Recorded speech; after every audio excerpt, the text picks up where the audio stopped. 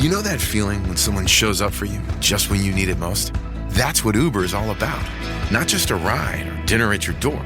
It's how Uber helps you show up for the moments that matter. Because showing up can turn a tough day around or make a good one even better. Whatever it is, big or small, Uber is on the way. So you can be on yours. Uber, on our way.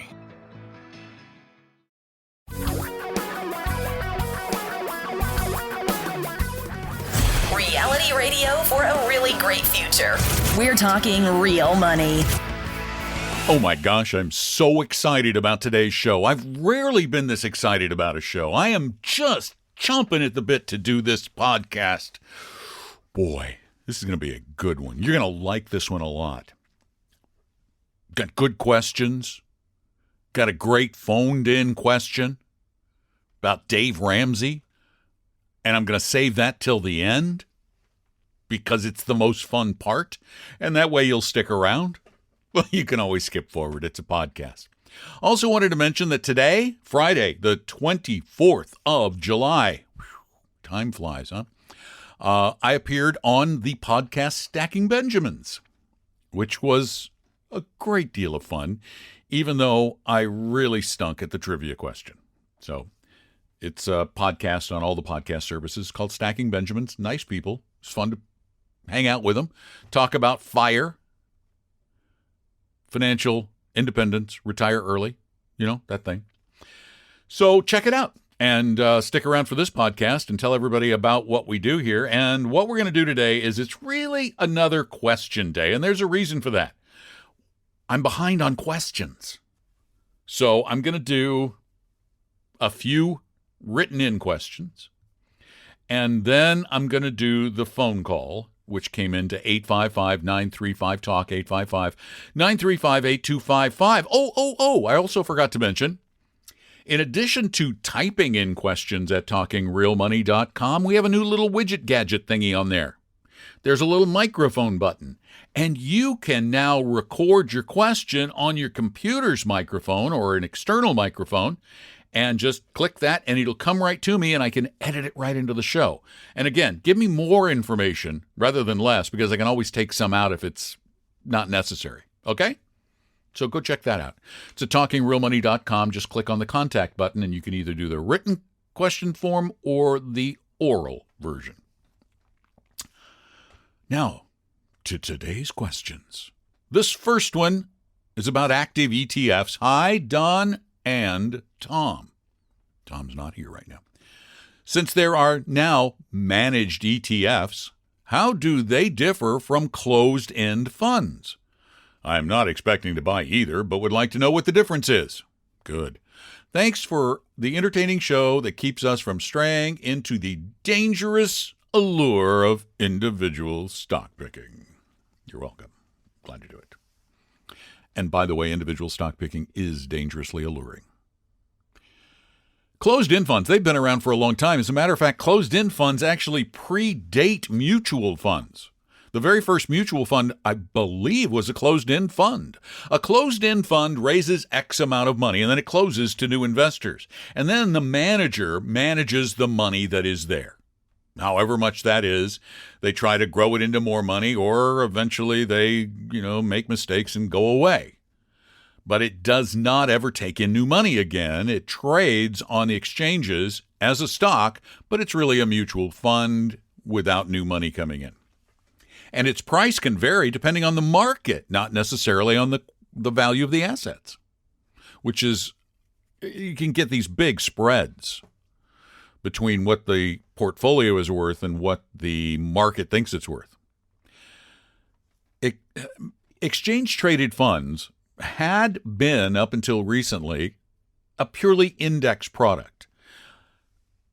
A participant, the people putting it together, would create a basket of stocks based on, say, the S&P 500. And then you would buy pieces of that basket on an exchange, because they're exchange traded. But then this participant would always provide the liquidity to either liquidate shares or create new shares. And therein lies the difference.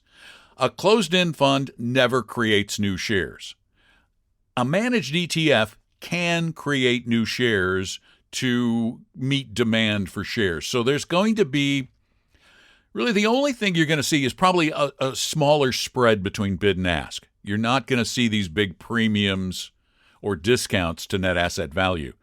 But as you said, you're not going to buy either one, I hope. And I hope none of you are going to buy either one because they're managed. Either one of them. They're actively managed. There's someone out there saying, I believe this stock is better than that stock. I believe this segment of the market is going to outperform that segment of the market. And as we have been preaching since the beginning of our time, nobody can do this consistently. Nobody. As a matter of fact, it's against math. Mathematically, it can't be done. 855-935-TALK. Send your questions in at talkingrealmoney.com. And this one here is about 401ks. It's a 401k question. Hello, Don. This last Saturday, you broached the subject of 401ks and fraud. This got us thinking and generated a question. Currently, my 401k is still at Fidelity. We were getting ready to move it into a rollover IRA at Vanguard when COVID hit. That COVID thing. The one detail which troubled us was that according to Fidelity, they had to cut a check for that amount, mail it to us, where we would then mail it to Vanguard.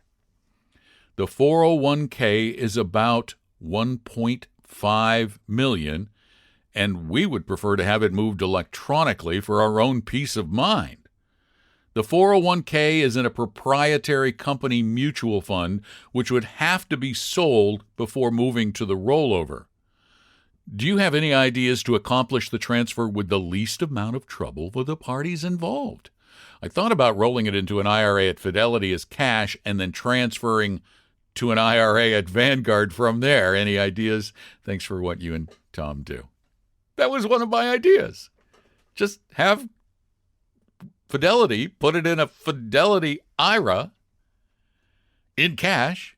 There shouldn't be any cost for that, and then do a direct transfer over to Vanguard. However, I am confident that once you have liquidated that proprietary fund, now this may be the fly in the ointment, you should be able to liquidate that proprietary fund inside the 401k and have that move to money market, hopefully with a non-proprietary group of some kind. And then if it's not proprietary, there is no reason why a 401k can't be transferred directly to an IRA in kind.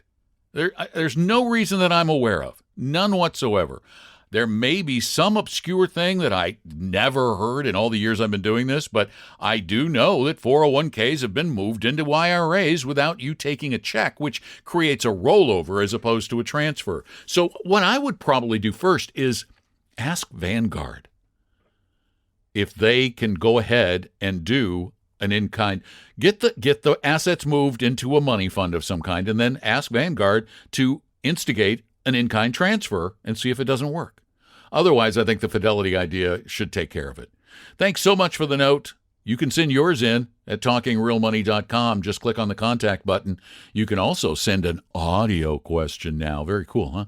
We're going to try that out for a month and see if people do it. If not, I'm not going to keep paying for it.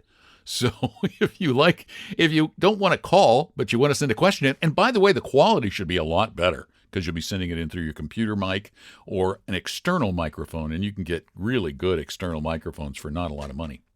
So let's get to, I think I'm going to do one more and then the call. Yeah, let's do that. So this one is about PIMIX and PFFD. What's your opinion of the Global X U.S. Preferred ETF, PFFD, and the PIMCO Income Fund, PIMIX? My wife and I are working with a new fiduciary financial advisor. We're both retired federal employees, age 66. This financial advisor recommends a bucket approach for retirement income. For bucket number 3, funds not needed within the next 7 years, she recommends TSP, Thrift Savings Plans, the Thrift Savings Plan that he has, and Vanguard Index Funds. Wait, you have TSP money? I hope she's not asking you to move any of your TSP money over to her, because that would not be necessarily in your best interests. I see a little problem potentially, but okay, that's consistent, as you say, with your approach over the past 25 years. For bucket number 2, funds needed within 3 to 7 years, she recommends PFFD and PIMIX in a taxable account. This suggestion is different from my previous habit of using Vanguard and TSP bond index funds. Preferred stock dividends get favorable tax treatment compared to a bond fund. I'm not sure what to make of the PIMCO Income Fund. Maybe these suggestions are a creative idea to generate more income in the medium term. Price fluctuation wouldn't bother us. Our risk tolerance is pretty high. As I've said before, I really appreciate your podcast. Well, one, if you've listened to us, you know we love the TSP. And we're a fiduciary advisor, and I got to tell you, if we had clients with the TSP and they could continue to keep that, they didn't need the money out of it, it would be irresponsible to tell them to move out of those cheap products and into something more expensive, like PFFD and PIMIX. Holy cow, they're a lot more expensive on an annual basis. Yeah, if she's those are the institutional shares, so she's not collecting a commission for those as brokers would. But, wow, that's just weird risk. PIMIX is a leveraged, hedging, both sides of the market bond fund, actively managed and scary to me because its yield is 6% and its bond position is 200% of the cash they have. What does that tell you? They own more bonds than they have money, which means they're borrowing money. And preferreds have preferential tax treatment for corporations, not for individuals. And preferred stock is almost as risky as regular stock, but it tends not to be as rewarding. Yes, it creates an income stream, but that's okay. Our belief, and this is very, very well researched, is that you take your risky money and you put that in stocks. You determine what your risk tolerance is, and then you put enough into very safe bonds, not to generate income, but to reduce the fluctuation and the volatility. That's how we think volatility should be reduced, not by doing this convoluted, complicated, confusing mess. And the other thing, I have a sneaking notion that your advisor is an expensive one, just because expensive advisors tend to do weird things to try to justify their high expense. Have you pulled up her firm's ADV Part 2 brochure? If not, go to advisor info, ADVISER info.sec.gov, or you can go to Talking Real Money, and on the choosing or find an advisor page, it's got all this information there. And go pull up their ADV Part 2 brochure and check the fees they charge. Because no fiduciary advisor is worth more than about 1% per year, period. So you need to check out a few things. If need be, get back to me. Send me a note. Give me the name of the firm. I'll look it up for you. I don't mind. I do this all the time. As a matter of fact, I could put them. We have a list of fiduciary and non-100% fiduciary advisors and the fees they charge at TalkingRealMoney.com. So I'll add this firm to it. Just a public service from publicly available information. And speaking of public services, we got a call to 855-935-TALK that took issue with something I said. Hey, Tom and Don. Big fans of the show. And I'm also a fan of Dave Ramsey, which I guess is a curse word on your show these days. The reason I'm calling is I wanted to take exception to something something Tom mentioned this week. Actually, I'm sorry, it was Dawn. There was a caller that called in and was interested in paying off the house or investing. And he Googled that, and the first thing that came up was Dave Ramsey. He listened to the video, cashed in his investments at 45, or some investments at age 45, and then paid off the house. I've listened to Dave for many years, and I have never heard him advocate that type of advice. He advocates in his baby steps to put away 15% of your income into retirement, and then paying off the house is, I think, one of his later steps. And he's been posed that question many times from people in their 40s and early 50s and people close to paying off the house. Should I cash in my retirement or some retirement to pay off the house? I've never heard him say that. He's always advocated to continue investing at the 15% and then aggressively paying off the mortgage through their stream of income. So I think that's an important distinction. I think the caller misinterpreted the advice because he cashed in his investments at 45, or some of them, to pay off his house. So, and then after paying off the house, the idea is to increase your investing even more to the point where you're getting even more returns and things of that nature, but you don't have that debt around your neck. Anyway, just thought I'd point that out, and that was an important distinction, I think. So thanks again. Even though I'm disagreeing with you here, I do appreciate your guys' advice. Have a good day. Well, thanks for being a fan of our show. First, that's what the caller said. He said that he watched a video and Dave Ramsey suggested that he get out of his investments and put money into or pay down his mortgage. I've heard Dave say that. I used to listen to his show. I really don't listen to radio much anymore, and I don't like Dave's show that much, so I don't listen to it very often, although I do go online once in a while. It's good for a laugh. And he's a very popular laugh. However, I think you're wrong. In fact, I know you're wrong because I have evidence you're wrong. I found many written things online where Dave says pay off your mortgage.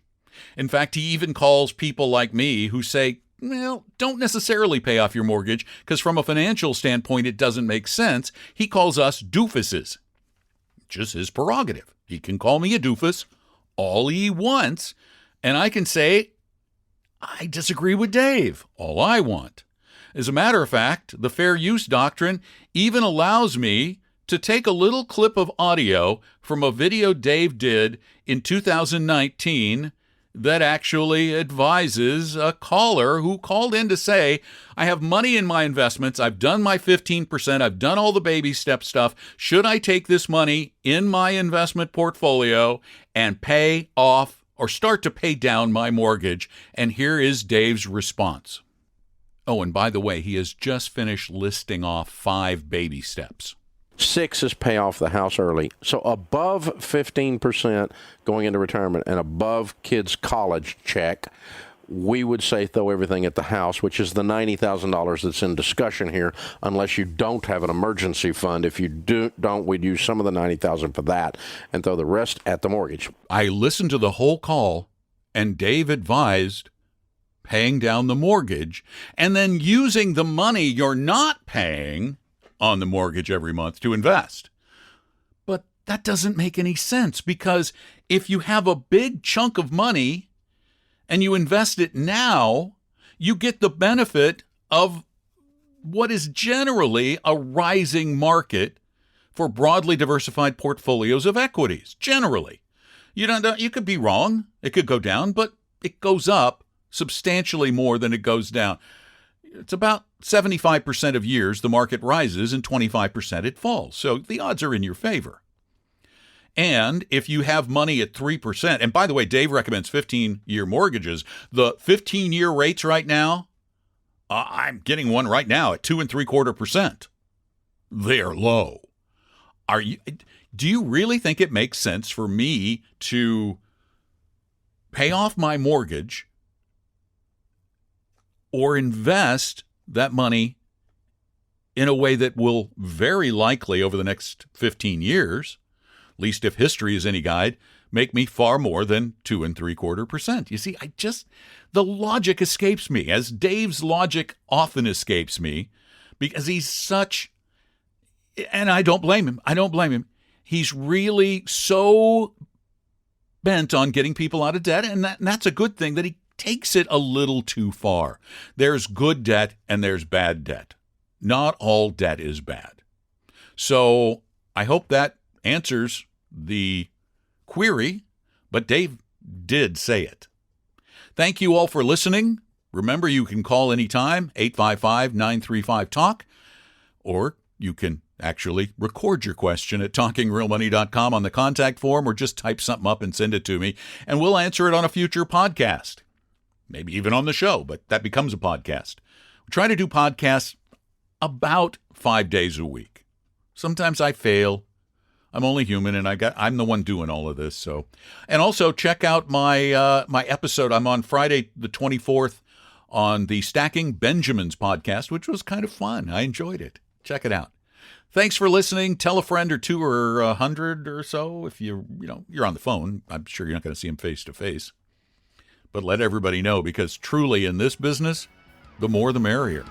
I'm Don McDonald. Talking real money.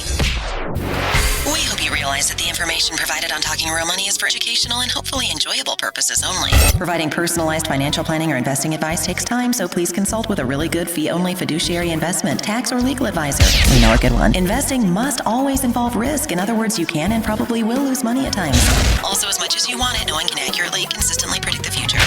So past performance doesn't tell you a darn thing about what the future will bring. Unlike many other programs that say something similar, Talking Real Money is not trying to get you to buy or sell any financial products or securities. Instead, the program is provided as a public service by Vestry, a fee-only registered investment advisor. Thanks for listening, and please visit talkingrealmoney.com for more information and disclosures. That's a wrap.